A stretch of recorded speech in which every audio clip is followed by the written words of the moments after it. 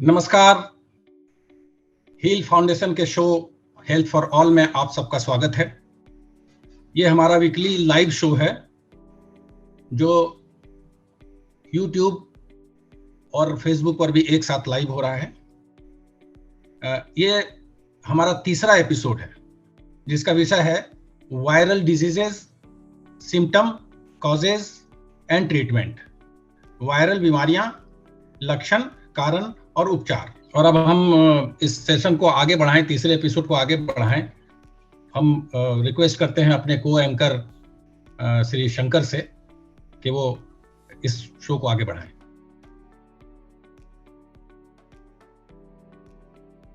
Thank you, Kishore. Thank you very much, and welcome to this first session.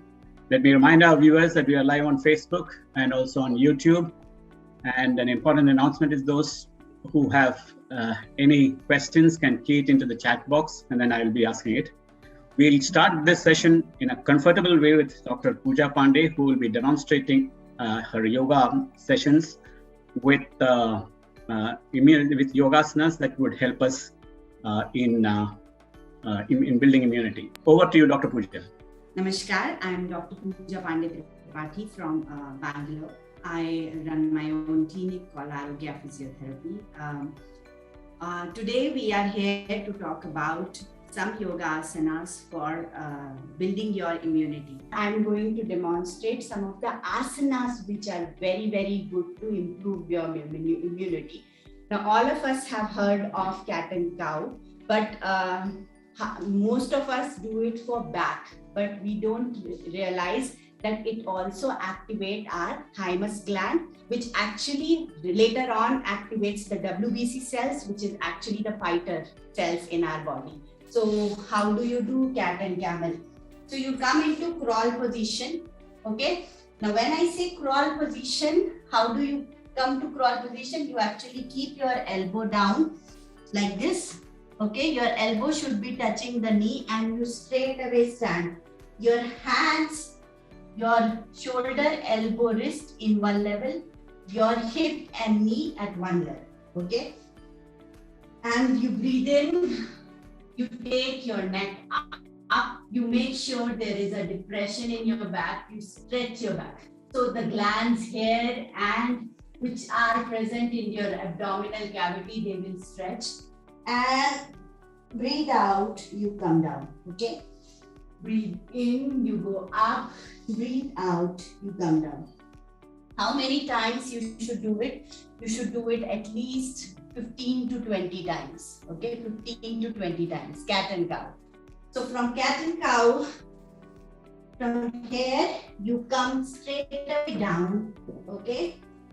And you come to either breathe in, come to cobra. If you find this difficult, because many of the people do this, don't do that. Please relax your shoulder and you should be like, see, my hand is almost free. I'm coming up from my back, okay? Again, to activate the glands which are present in your abdominal cavity. So if you can't do this, you can actually bring both the elbows together and you can just be in this pose for say 2 to 5 minutes.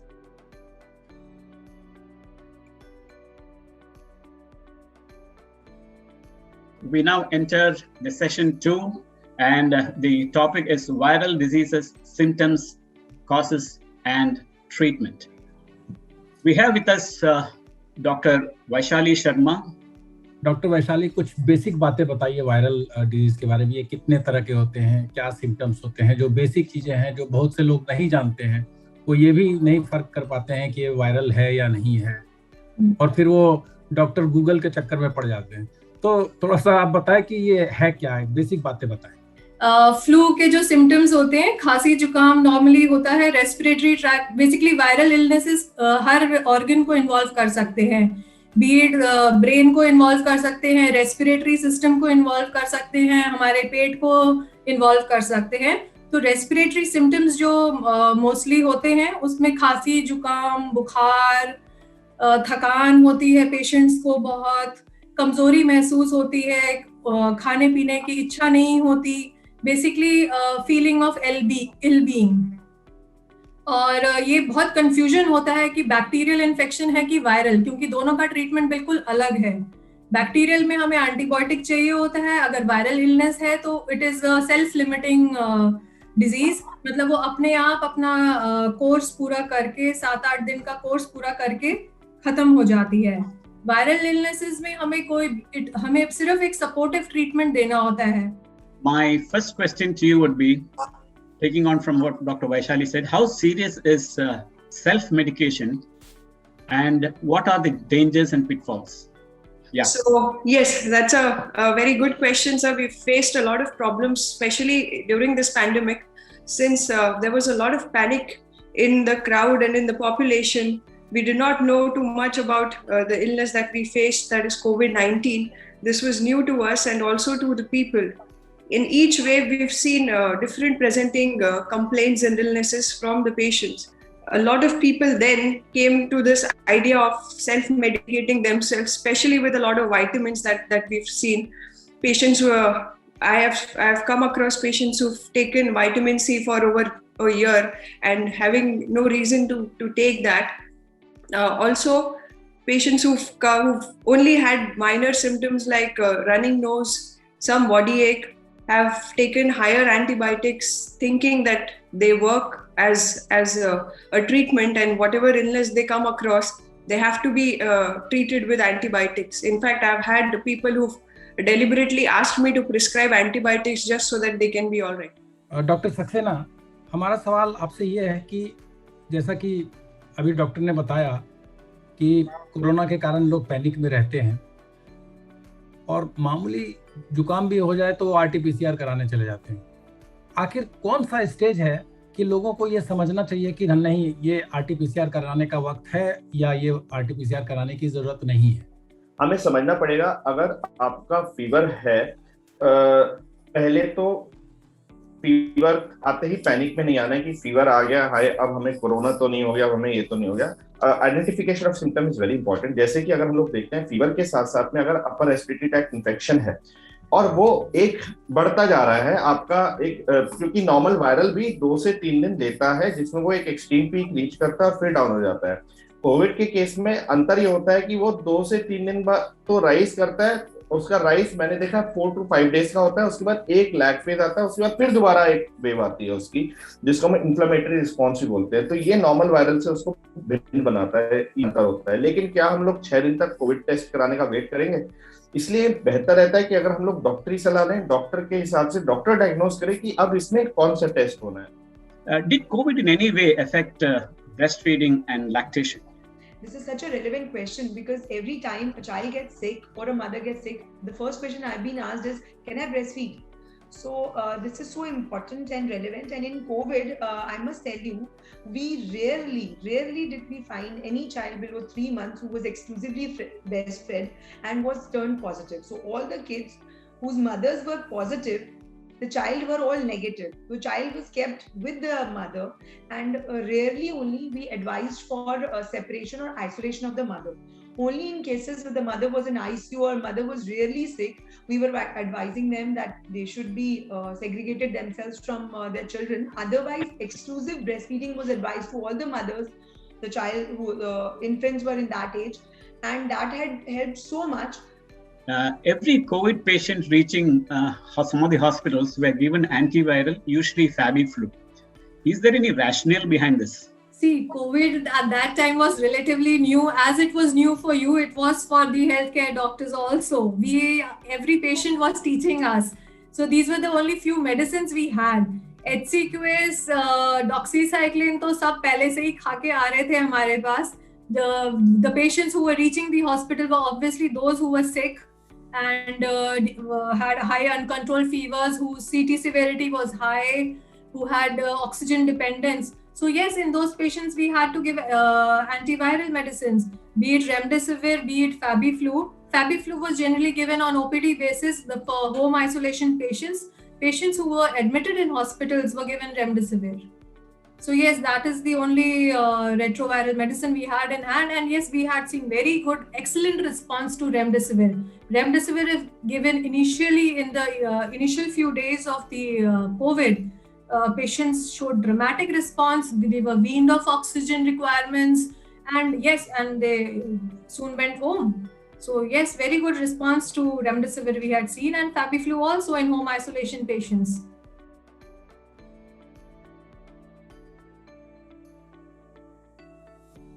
We now enter into the third session on women and child health and how to protect them from viruses. Dr. Hema, my first question to you is, some strains of human papillomavirus infection causes cancer of the cervix. Is that a prevention by vaccination of adolescent girls? This is a very important and a key question that you have raised right at the beginning of the session. Yes, the only cancer which has its only cause as a viral background, as in HIV is causing AIDS, HPV is causing cervical cancer. Okay, if there is no HPV in the system, there cannot be a cervical cancer. So it's like 100% positive. But like the cousins in the family, there are many types of HPVs numbered differently. 16 and 18 HPVs are the front runners. They cause most of the cancers. They are the troubleshooters. So initially when the vaccine was bought in, it was against the 16 and 18. Then they recognized that there are a few other cousins in the family who are also responsible. But it's all the HPV family, remember. So then they bought in a vaccine against 5 of these numbers. And at the moment we have a nanovalent vaccine, which means that the 9 main varieties of cousins under the HPV tree, under the HPV family, are directly responsible for the cancer of the cervix. Delhi में कल से बच्चों के school खुल रहे हैं। हाँ, आपकी क्या राय है? क्या ये सही समय है? एक तरफ तीसरे वेव का डर है, दूसरी तरफ क्या हम तैयार हैं बच्चों के लिए स्कूल खुलना? नहीं सर, अभी इसके लिए हम तैयार नहीं हैं, बट क्योंकि गवर्नमेंट को भी प्रेशर है खोलने का, इसलिए वो ट्रायल रन पे खोल रही हैं. But I don't think this is the right time to open the school fully. तो आई वुड सजेस्ट बच्चों को जिनको जाना है, they should be in a very strict measures they should take of having their sanitizers, having their gloves, having their vaccines, having their social distancing. ये सब चीजें उनको करनी पड़ेंगी. डॉक्टर आशीष, आपके साथ एक जबरदस्त चुनौती होती है, क्योंकि जब आप बच्चे का इलाज करते हैं तो बच्चों के स्वास्थ्य के साथ माँ भी लिंक्ड होती है. बिल्कुल. तो एक के साथ आपको दोनों को देखना होता है. तो ऐसे में क्या किस चुनौतियों का सामना करते हैं? बच्चे को इन्फेक्शन माँ से लग जाए या माँ का बच्चे से माँ को इन्फेक्शन लग जाए, ये दोनों पॉसिबिलिटीज होती हैं और ये बहुत ध्यान रखना पड़ता है. और एंजाइटी बहुत ज्यादा रहती है, पेरेंटल एंजाइटी बहुत ही ज्यादा है. उनको बहुत ज्यादा चिंता रहती है कि क्या होगा ये थर्ड वेव का. सब यही चिंता प्रकट करते हैं कि कैसे थर्ड वेव आएगी, ज्यादा बच्चों को इन्फेक्ट करेगी. इस तरह का एक दहशत मची हुई है. तो जैसे कि डॉक्टर जैन ने बोला, बहुत जरूरी है कि उनको काउंसलिंग करके इस चीज दहशत को दूर करना जरूरी है.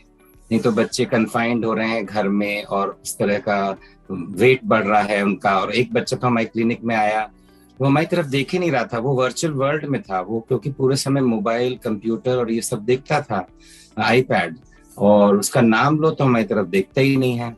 और इस तरह के वर्चुअल वर्ल्ड में बच्चे चले जाते हैं. तो ये बहुत जरूरी है इस तरह का करना. और मदर को हमेशा एक मॉनिटरिंग ऑफ समझाना चाहिए बच्चे के लिए.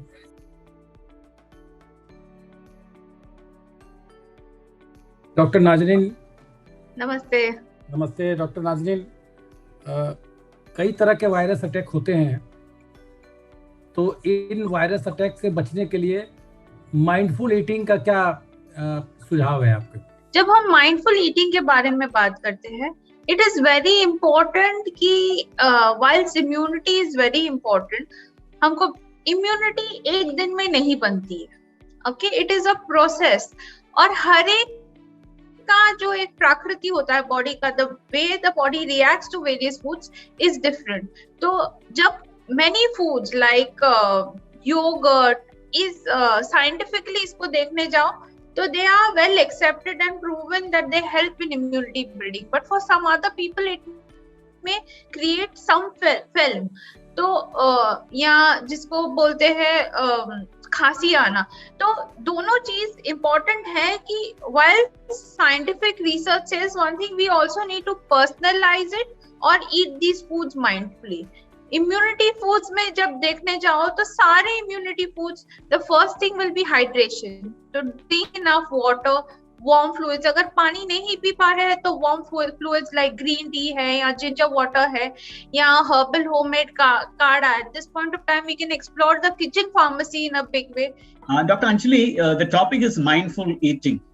Based on Buddhist practice of mindfulness, it is said that mindful eating is a technique that works to help you enjoy your food while taking the time to appreciate it.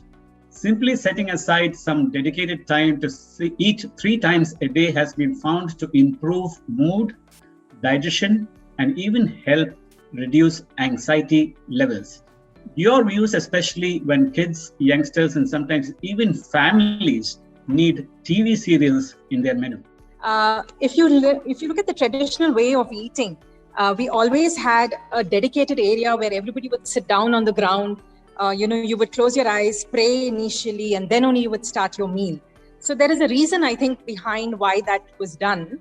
That was the first step of mindful eating, to forget about everything else and just focus on your food. Be grateful for the food that is in front of you.